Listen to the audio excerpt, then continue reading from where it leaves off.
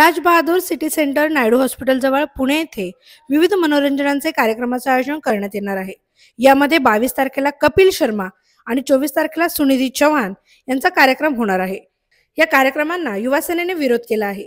Naidu hospital हा परिसर silent zone असल्यामुळे तसेच हिंदू मुस्लिम स्मशानभूमी जवळच असलेली दाट लोकवस्ती भाग, त्यात राहणारे 10वी-12वीचे विद्यार्थी या कारणाने युवा सेना पुणे शहर प्रमुख सनी गवते, परेश खांडके, वैभव दिघे, सागर गायकवाड यांनी दोन्ही कार्यक्रमांना विरोध केला आहे।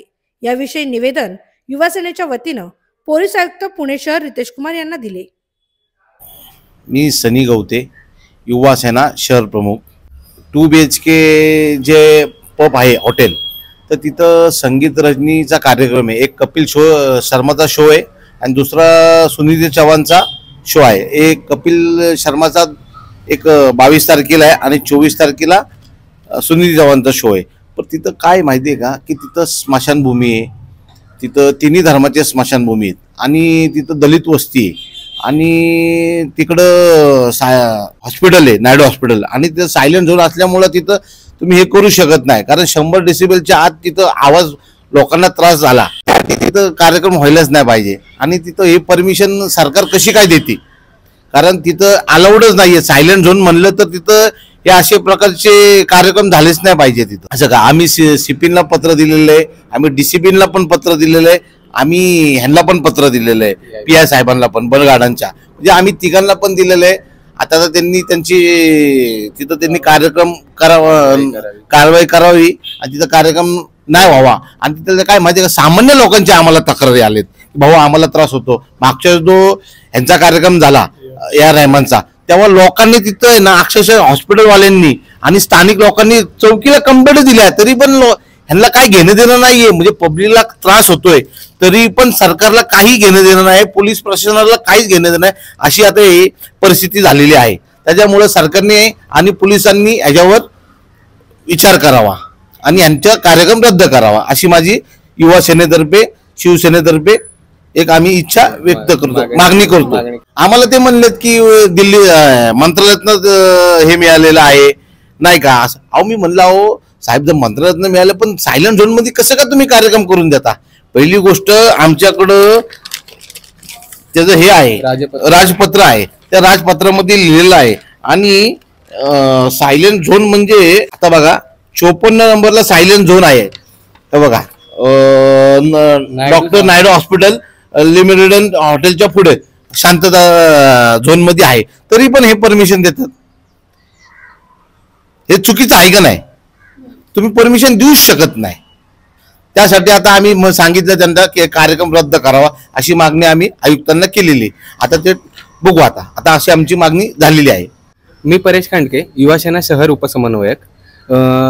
आज आम्ही पोलीस आयुक्तांना जे राजाबहादूर मिल आहे ते शांतता झोनमध्ये येतं, तर तिथे जो AR रहमानचा कार्यक्रम झाला त्याबद्दल याआधीही आम्ही त्यांना निवेदन दिले होते। आता इथून पुढे कपिल शर्मा आणि सुनिधी चौहानचे शो आहेत, तर त्यासाठी आम्ही आता निवेदन दिलेले आहेत। त्या सायलेंट झोनमध्ये हे कार्यक्रम होता कामा नये।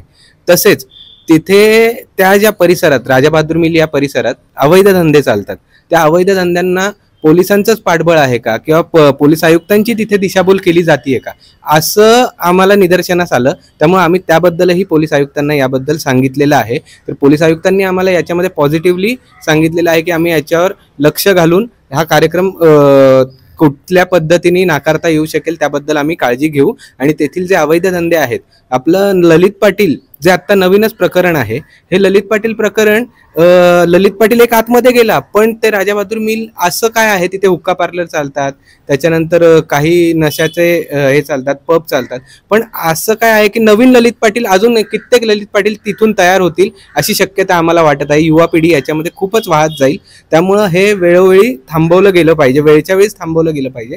पुढील काळात म्हणजे आता इयर एंडिंग आहे, नवीन वर्षाच्या स्वागतासाठी तिथे पार्ट्या होतील, काय होतील, तर त्याच्यामध्ये सुद्धा पोलिसांनी लक्ष घालून योग्य पद्धतीने त्यांना परवानग्या दिल्या पाहिजेत, हीच आमची मागणी आहे। आणि ती आमची पोलीस प्रशासनाकडून ही मागणी मान्य केली जाईल, ही अशी आम्हाला अपेक्षा आहे। जय महाराष्ट्र। मी वैभव दिघे, कोथरूड विधानसभा अधिकारी।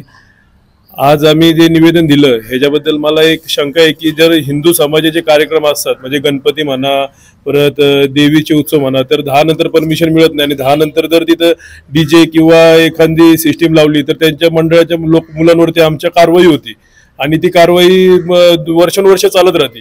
तर ह्यांना परमिशन ही मिळते कुठून, हा एक आम्हाला मोठा प्रश्नचिन्ह आहे. आणि परमिशन मिळत असेल तर ह्याचा सखोल ह्याची चौकशी व्हावी आणि त्वरित रद्द करण्यात यावी.